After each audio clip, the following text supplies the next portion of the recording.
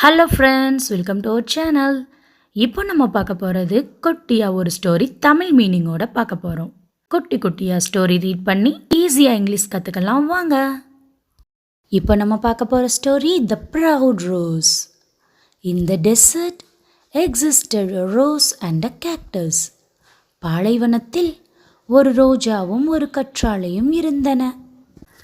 The beautiful rose would take every opportunity to insult the cactus. அந்த அழகான ரோஜா கற்றாழையை அவமதிக்க ஒவ்வொரு வாய்ப்பையும் எடுத்துக்கொள்ளும். The other plants tried to defend the cactus.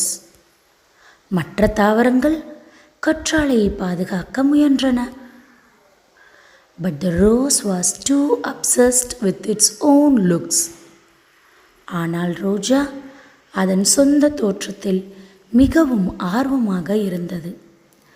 அதாவது obsessed அப்படின்னா ரொம்ப ஒரு தீவிரமாக இருக்கிறது. ஸோ நம்ம தான் ரொம்ப அழகு அப்படின்றதுல ரொம்ப தீவிரமாக இருந்திருக்கு. There was no water during a particularly hot summer. குறிப்பாக வெயில் காலத்தில் தண்ணீர் இல்லை. The rose started to wither away. அந்த ரோஜா வாட ஆரம்பித்தது. But the cactus had become a source of water for sparrows. ஆனால் கற்றாழை குருவிகளுக்கு நீர் ஆதாரமாக மாறிவிட்டது. The rose asked the cactus for water. ரோஜா கற்றாழையிடம் தண்ணீர் கேட்டது.